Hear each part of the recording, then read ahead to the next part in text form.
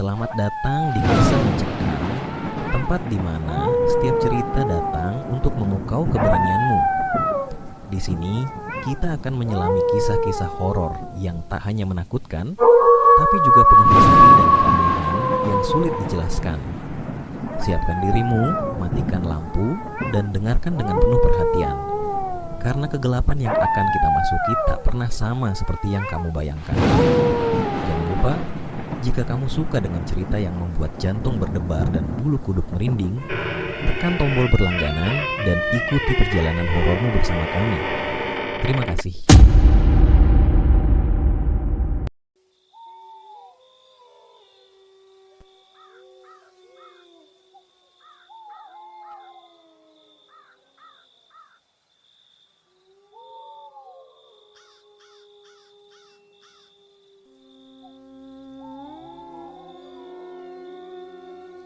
Di sebuah desa terpencil yang diselimuti kabut, hiduplah seorang pria tua bernama Mbah Wirya.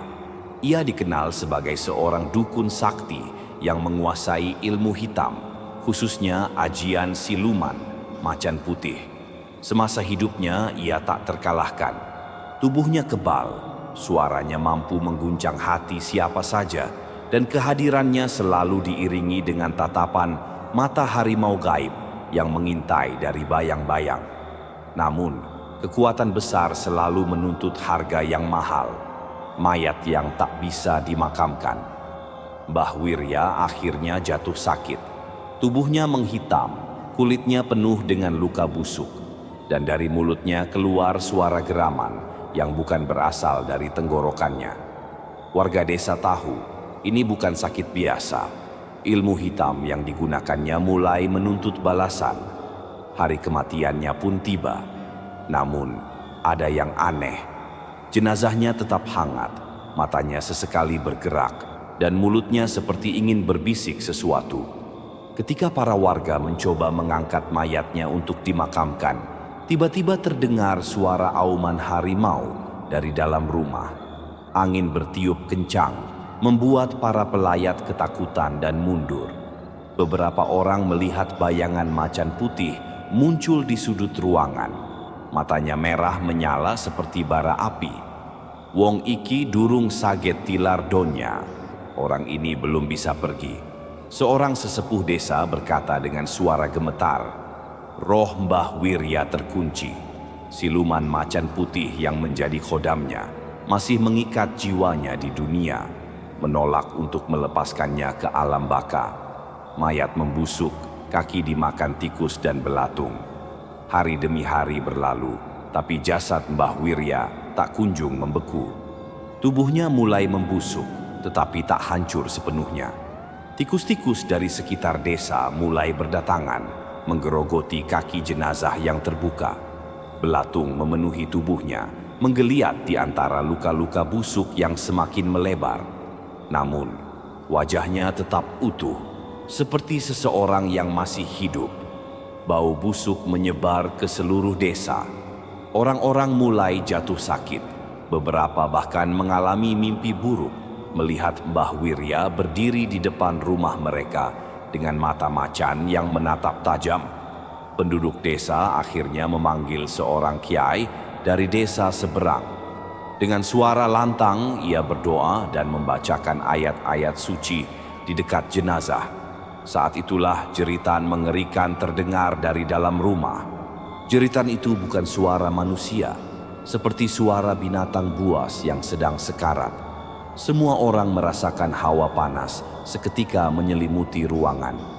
Tiba-tiba, tubuh Mbah Wirya terangkat sendiri beberapa sentimeter dari tanah. Mata yang sebelumnya terpejam, kini terbuka dengan tatapan kosong. Bibirnya bergerak seolah ingin mengatakan sesuatu. Darah hitam merembes keluar dari tubuhnya, merayap seperti akar yang mencari mangsa. Kiai yang memimpin ritual segera menaburkan garam dan membakar kemenyan. Macan putih yang selama ini menjaga Mbah Wirya mengaum keras sebelum akhirnya menghilang dalam kobaran api gaib. Dalam hitungan detik, tubuh Mbah Wirya jatuh ke tanah dengan suara keras. Kini, Tubuhnya benar-benar hancur dan membusuk seperti mayat yang sudah lama terkubur. Kakinya yang telah habis dimakan, tikus tinggal tulang belulang. Bau anyir langsung menusuk hidung semua orang. Tanpa menunggu lama, warga segera menguburnya di tanah yang sudah disiapkan sebelumnya. Tak ada doa, tak ada tangisan, hanya rasa takut dan lega. Namun sejak malam itu, beberapa warga mengaku mendengar auman macan di dekat kuburan Mbah Wirya. Konon, arwahnya tak pernah benar-benar pergi. Setelah jenazah Mbah Wirya dikuburkan, warga desa mengira bahwa teror telah berakhir. Namun, malam berikutnya suara auman harimau kembali terdengar dari arah pemakaman. Angin dingin berhembus, membawa aroma busuk yang lebih menyengat dari sebelumnya. Penduduk desa yang masih terjaga saling berpandangan, wajah mereka pucat. Mereka tahu sesuatu yang buruk akan terjadi. Pak Dirjo, seorang petani tua yang ikut membantu pemakaman, mengalami mimpi aneh malam itu. Dalam mimpinya, ia melihat kuburan Mbah Wirya terbuka, dan dari dalamnya muncul bayangan besar berbentuk harimau dengan mata merah menyala. Suara berat Mbah Wirya menggema di kepalanya. "Aku belum selesai. Aku akan kembali." Pak Dirjo terbangun dengan tubuh berkeringat dan napas memburu. Tapi yang membuatnya semakin takut adalah tangan kanannya penuh dengan bekas cakaran, seolah ia benar-benar bertarung dengan sesuatu dalam mimpi itu. Ketika pagi datang, desa kembali diguncang kejadian mengerikan. Pak Dirjo ditemukan meninggal di dalam kamarnya, matanya melotot, mulutnya terbuka seolah ingin berteriak, dan yang paling mengerikan, dadanya penuh dengan bekas cakaran harimau yang dalam. Setelah kejadian tragis itu, warga desa berkumpul di pemakaman untuk memeriksa kuburan Mbah Wirya. Saat mereka tiba, jantung mereka seolah berhenti berdetak. Kuburan itu terbuka, tanahnya terbelah, dan kain kafan yang membungkus mayat Mbah Wirya terlihat tersingkap. Namun, jasadnya menghilang. "Astagfirullah, mayatnya bangkit lagi," teriak salah satu warga. Beberapa orang mencoba menggali lebih dalam, tetapi yang mereka temukan hanyalah bekas cakaran besar di tanah, seolah sesuatu yang sangat kuat keluar dari dalam kuburan itu. Malam itu, desa terasa lebih sunyi dari biasanya. Semua orang mengunci pintu rapat-rapat, takut keluar rumah. Tapi bagi mereka yang nekat melihat keluar jendela, mereka melihat sesosok bayangan hitam besar berjalan perlahan di tengah jalan desa. Bayangan itu menyeret sesuatu, dan saat cahaya bulan menerangi wajahnya, terlihatlah sosok Mbah Wirya yang sudah membusuk.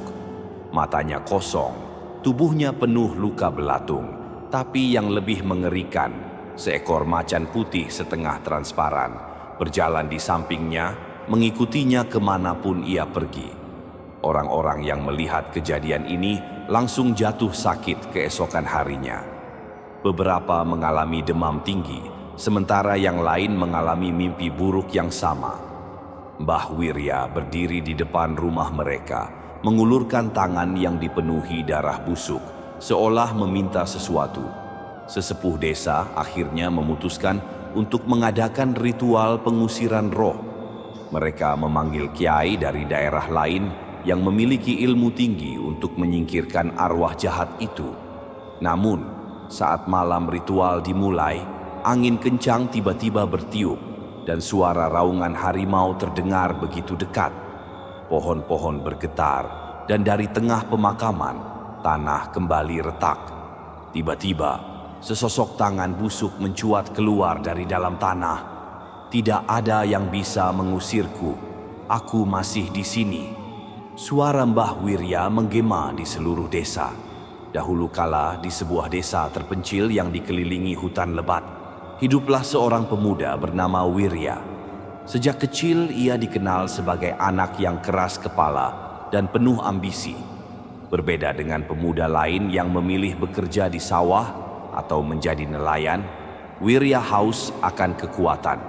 Ia ingin dihormati, ditakuti, dan memiliki kesaktian yang tak tertandingi. Namun, jalan yang ia pilih bukanlah jalan yang benar. Saat berusia 20 tahun, Wirya mendengar tentang sebuah ilmu hitam kuno yang bisa membuat seseorang kebal, sakti, dan tak terkalahkan. Ilmu itu disebut Ajian Siluman Macan Putih. Konon, siapapun yang memilikinya akan mendapatkan kekuatan seekor harimau gaib, tetapi dengan syarat yang sangat berat. Tanpa ragu, Wirya pergi ke Gunung Karang, tempat yang dikenal sebagai sarang makhluk halus dan roh jahat. Ia mendaki sendirian, membawa bekal seadanya, hingga mencapai sebuah gua tersembunyi di puncak gunung. Di dalam gua itu, ia bertemu dengan Eyang Sura, seorang pertapa tua yang sudah ratusan tahun menguasai ilmu gaib. Wajahnya penuh keriput, matanya tajam seperti melihat menembus jiwa seseorang. "Anak muda, apa yang kau cari?" Suara Eyang Sura berat dan menggema di dalam gua. Dengan penuh keyakinan, Wirya menjawab, "Aku ingin memiliki ilmu siluman macan putih. Aku ingin kekuatan yang bisa membuatku tak terkalahkan." Sang pertapa terdiam sesaat, lalu tersenyum samar.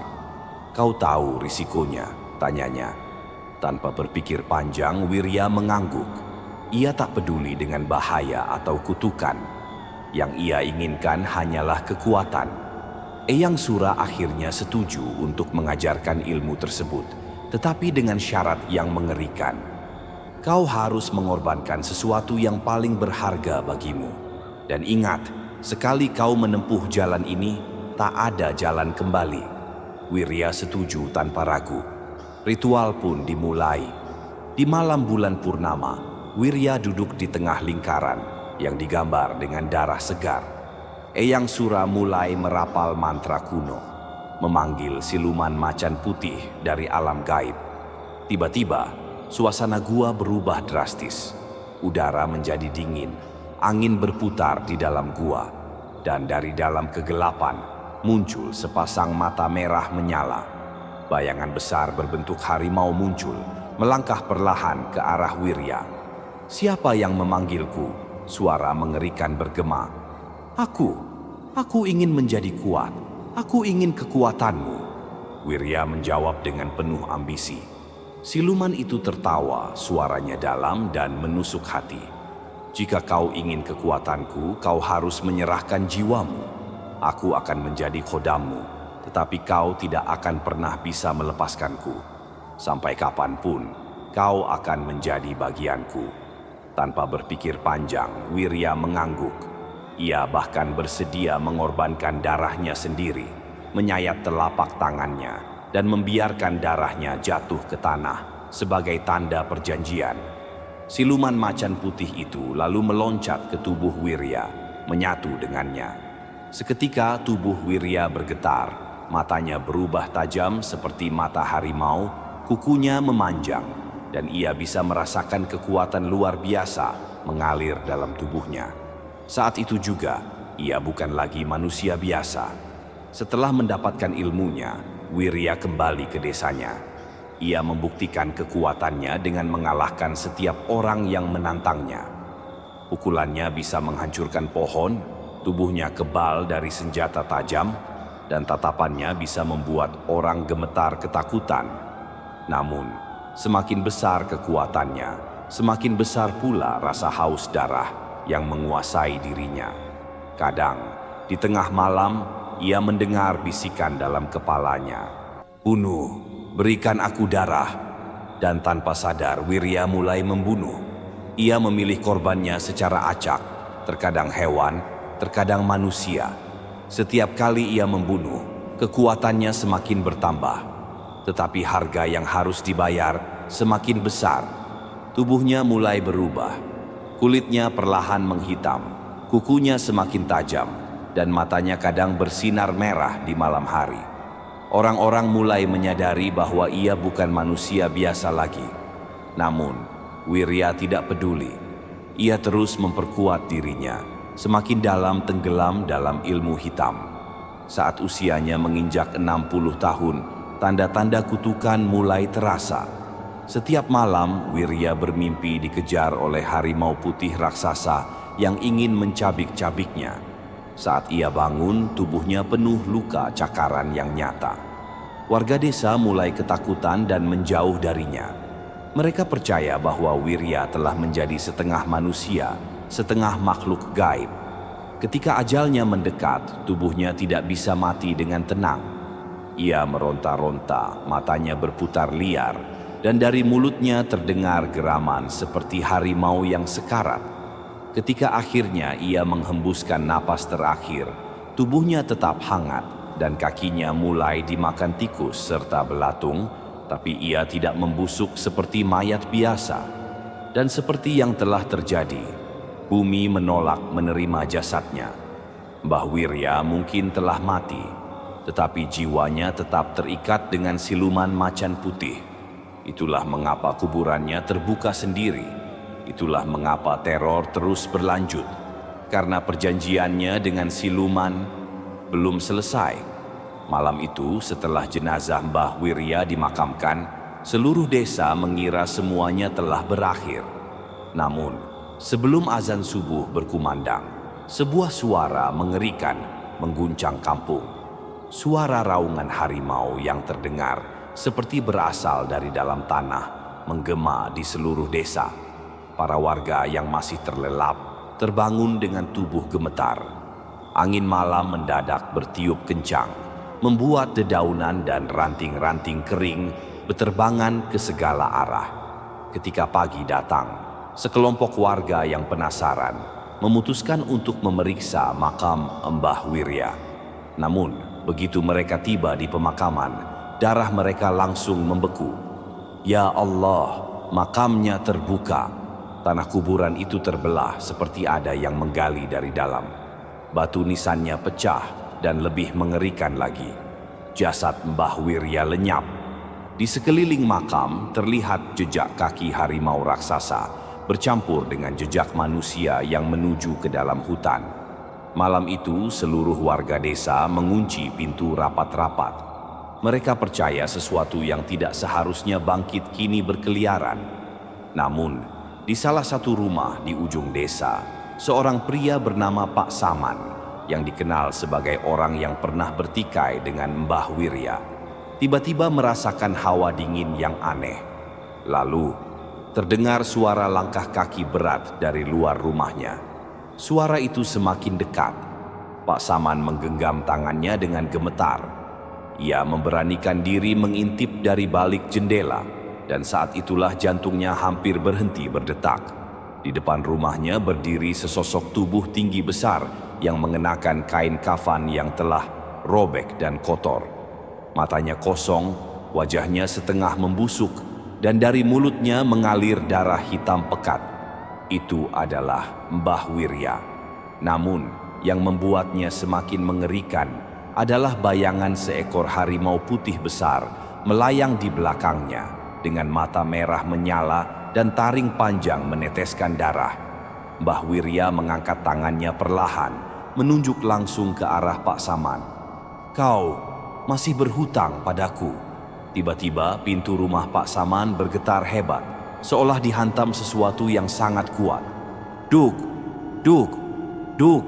Seluruh rumah berguncang. Dinding kayu retak, dan suara geraman harimau terdengar jelas.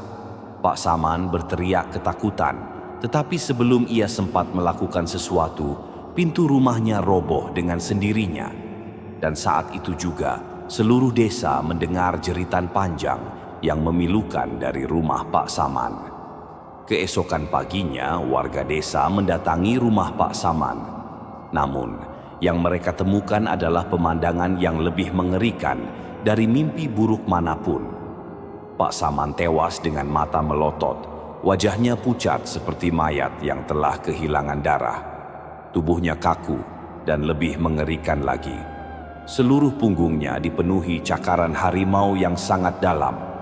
Yang lebih mengejutkan adalah di lantai rumahnya terdapat jejak kaki harimau bercampur dengan jejak kaki manusia yang basah oleh darah. Setelah kematian Pak Saman, satu persatu warga desa mulai mengalami mimpi buruk yang sama. Mereka bermimpi berada di tengah hutan gelap, dikelilingi suara auman harimau yang menggema. Dari balik pepohonan, sesosok mayat hidup yang mengenakan kain kafan robek perlahan mendekat. Dan saat wajahnya semakin jelas, mereka sadar itu adalah Mbah Wirya. Aku belum selesai dengan kalian. Kalian semua akan ikut denganku. Setiap orang yang mengalami mimpi ini akan jatuh sakit keesokan harinya, dan beberapa dari mereka ditemukan meninggal dalam keadaan mengenaskan. Warga desa mulai panik. Beberapa orang mencoba melarikan diri dari desa, tetapi anehnya mereka selalu tersesat dan kembali ke tempat yang sama. Desa itu seperti terjebak dalam kutukan. Seorang dukun tua bernama Mbah Rono akhirnya datang ke desa setelah mendengar kabar tentang teror arwah Mbah Wirya. Ia mengumpulkan warga dan berkata, "Kalian tidak bisa mengusirnya dengan cara biasa. Mbah Wirya bukan sekadar arwah gentayangan. Ia adalah manusia yang telah mengikat jiwanya dengan siluman macan putih. Ia bukan lagi manusia biasa." Para warga yang ketakutan bertanya, "Lalu bagaimana kita bisa menghentikannya?"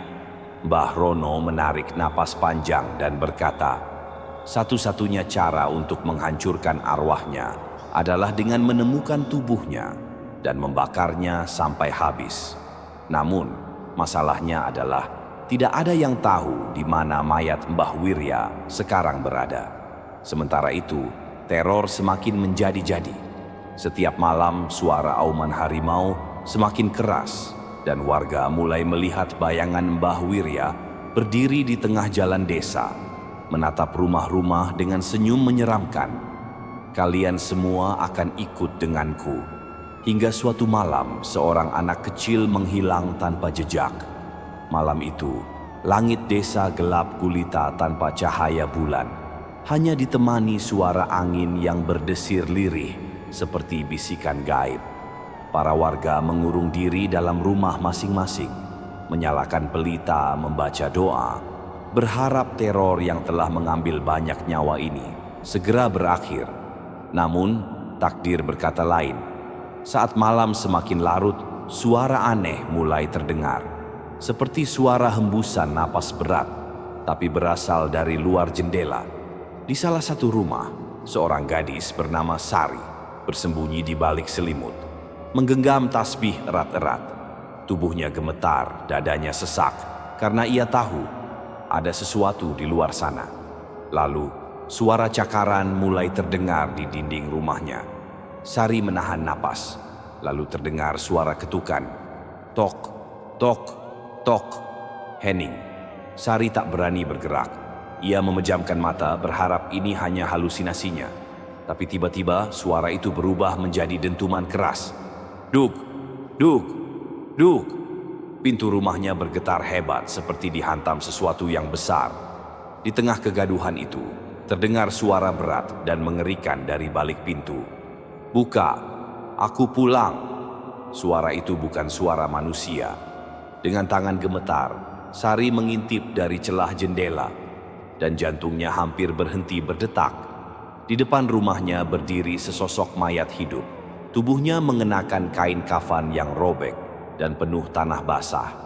Wajahnya setengah membusuk. Mulutnya dipenuhi belatung yang menggeliat keluar masuk. Itu Mbah Wirya. "Sari, aku datang untukmu." Sari ingin berteriak, tetapi suaranya tercekat di tenggorokan. Ia melihat sesuatu yang lebih mengerikan lagi. Di belakang Mbah Wirya ada seekor siluman harimau putih dengan tubuh sebesar kuda. Matanya merah menyala, menatapnya tajam, siap menerkam kapan saja. Dan saat itu juga, lampu di rumah Sari tiba-tiba padam. Warga desa yang terjaga terperanjat mendengar jeritan panjang dari rumah Sari. Ketika beberapa orang berani datang untuk melihat keadaannya, mereka hanya menemukan pintu rumah yang telah terbuka lebar, dan Sari telah lenyap. Di lantai tanah rumahnya hanya ada jejak kaki mayat yang bercampur dengan jejak harimau raksasa. Dan di dinding rumahnya yang penuh goresan cakaran, ada tulisan yang terukir dengan darah. Aku masih lapar. Ketakutan semakin menjadi-jadi, hingga akhirnya Mbah Rono, sang dukun tua, memutuskan untuk memimpin pencarian jasad Mbah Wirya. Ia yakin untuk menghentikan semua ini, mereka harus menemukan mayatnya dan membakarnya hingga menjadi abu. Dengan membawa obor dan senjata seadanya, beberapa warga nekat masuk ke dalam hutan. Hutan itu kini terasa lebih gelap dan angker dari sebelumnya. Langkah demi langkah, mereka menelusuri jejak kaki makhluk itu yang berujung di sebuah pohon besar yang sangat tua. Pohon randu alas yang sudah dikenal sebagai tempat angker sejak zaman leluhur. Di bawah pohon itu, mereka menemukan sesuatu yang membuat bulu kuduk berdiri. Kain kafan robek penuh tanah yang tergeletak di akar-akar pohon, serta bau busuk menyengat yang menusuk hidung. Ini kain kafannya, salah satu warga berseru. Mbah Rono segera berlutut dan meneliti tanah di sekitar pohon itu. Dengan suara gemetar ia berkata, "Jasadnya dikubur di sini." Tanpa membuang waktu, mereka mulai menggali tanah itu dengan cangkul dan tangan kosong. Namun, semakin dalam mereka menggali, suara aneh mulai terdengar dari dalam tanah. "Kalian tidak akan bisa menghentikanku." Tiba-tiba, tanah yang mereka gali bergerak sendiri. Tanah itu bergetar hebat, seolah ada sesuatu yang ingin keluar dari dalamnya. Dan sebelum mereka sempat kabur, sesuatu melesat keluar dari dalam tanah dengan kecepatan mengerikan. Mereka terpental ke belakang, dan dari dalam lubang itu muncul sesosok mayat dengan mata hitam legam dan mulut menyeringai penuh darah. Itu Mbah Wirya, namun kali ini tubuhnya lebih menyeramkan.